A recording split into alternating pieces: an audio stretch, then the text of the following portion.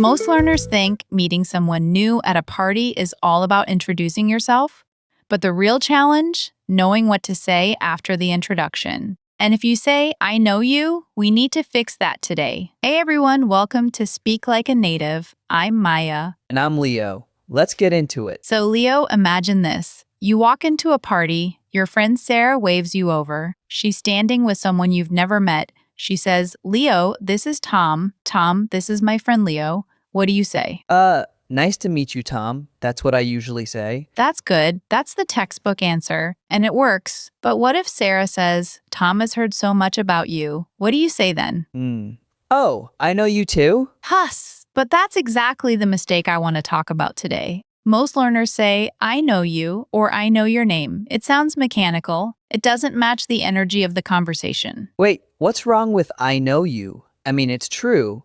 If Tom heard about me, don't I also know him? That's the tricky part. I know you sounds like you recognize someone from somewhere. Like, I know you, you work at the coffee shop downtown. When someone is introduced to you with Tom has heard so much about you, the natural response is different. It's warmer. It acknowledges the connection without sounding robotic. Okay, so what do I actually say? Here's the phrase you need. I've heard so much about you. I've heard so much about you. Exactly. Say it with a smile. It shows you're interested, you're open, and you're already part of the conversation. Let me give you an example. You walk in. Sarah says, Leo, this is my friend Priya. She's heard so much about your travel stories. You say, I've heard so much about you too, Priya. Sarah never stops talking about your cooking. Oh, I see. So it's not about I know you. It's about hearing stories about someone. That makes so much more sense. You got it. And here's a cultural note. In American parties, I've heard so much about you is very common. It means, your friend has told me good things about you. It's a warm opener. It invites the other person to share more. What if nobody says anything before I meet them? Like, what if Sarah just introduces us without saying Tom has heard about you? Great question. Then you can still use the phrase naturally. Sarah says, Leo, this is Tom. You can say, hey Tom, I've heard so much about you. Sarah always mentions your hiking trips. See what I did there? You added the context yourself. Right, so I don't need to wait for someone to say he's heard about you. I can just offer it. Exactly, and this leads to our second key phrase for today. After the initial nice to meet you or I've heard so much about you, the conversation needs to keep going.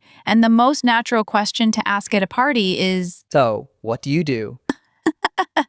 That's so common, Leo, but I want to suggest something better for a party setting. Better than what do you do? Yes, the phrase, what do you do, is super common in business or networking events. It's about your job. At a party, people are more relaxed. They want to talk about fun things. So instead, try what do you do for fun? Or what do you enjoy doing? What do you do for fun? Exactly. Changes the whole energy. What do you do? Feels like an interview. What do you do for fun? Feels like a conversation between friends. I love that. So after I've heard so much about you, I can say, so, what do you do for fun? Perfect. And then the third key phrase is the bridge question, the question that connects two people who might not know each other yet. Is this the how do you know X question?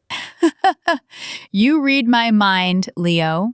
Yes. How do you know Sarah? Or how do you know the host? This is one of the most powerful conversation starters at any party. Okay, give me an example. I meet Tom. Sarah introduces us. I say I've heard so much about you.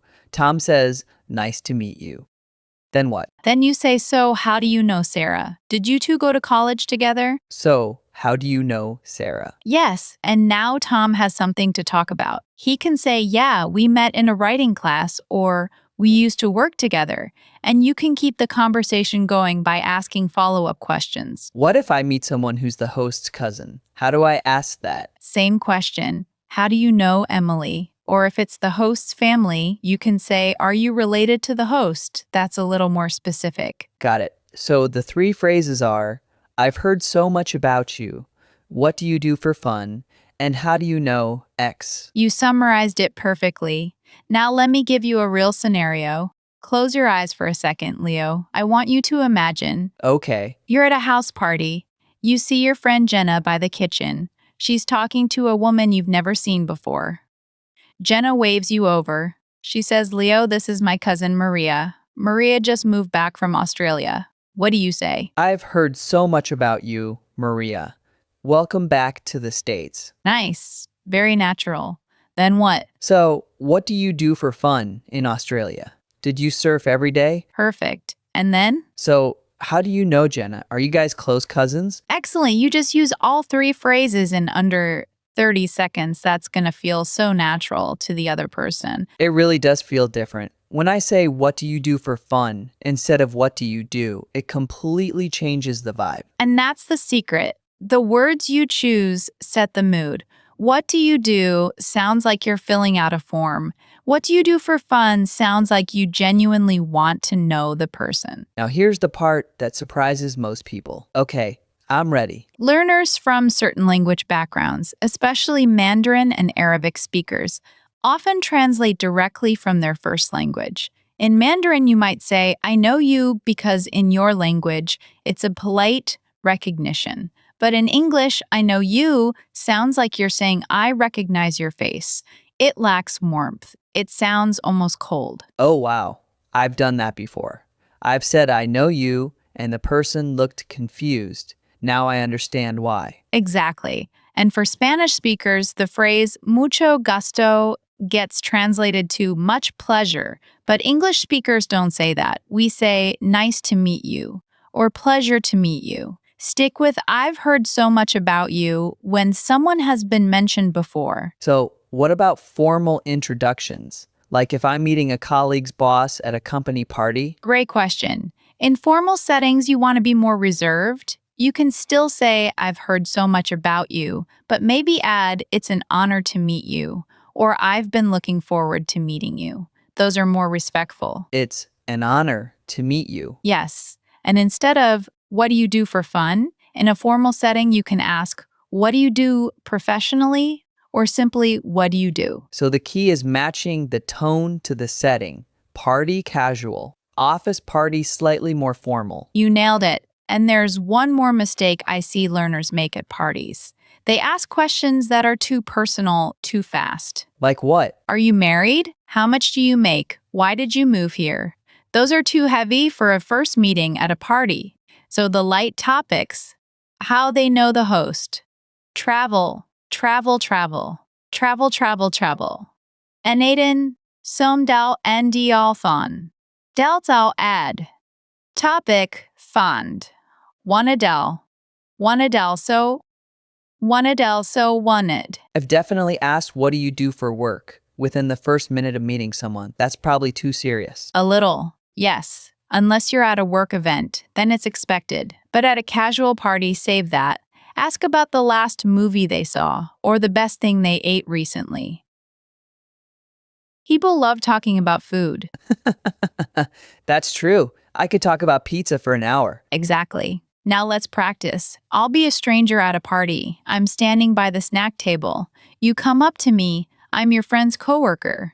Go. Hey, are you Tina's coworker? I'm Leo.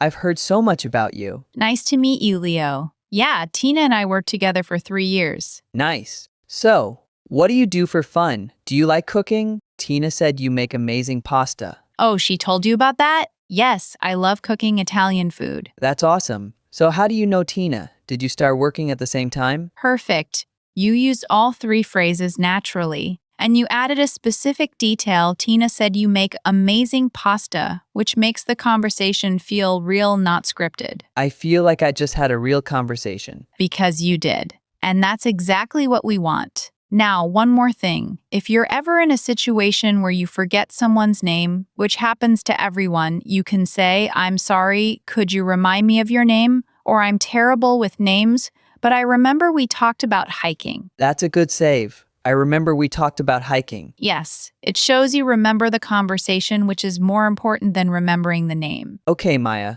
give me a challenge, a real listener challenge. All right, here's your challenge. Next time you're at a party or a social gathering or even a work event, use these three phrases I've heard so much about you.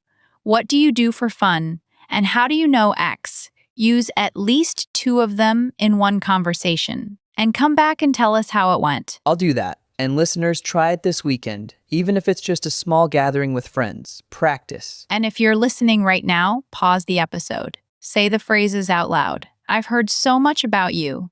What do you do for fun? How do you know Sarah? Say them until they feel comfortable. I've heard so much about you. What do you do for fun? How do you know Maria? Great, you're already sounding more natural. Hey, before we go, if this episode helped you, subscribe to Speak Like a Native. We have a new episode every single day, and we want to help you sound more like a real English speaker, not a textbook. Thanks for joining us. Remember, the goal isn't to be perfect, it's to be natural. And every conversation is a chance to practice. See you next time. Bye for now.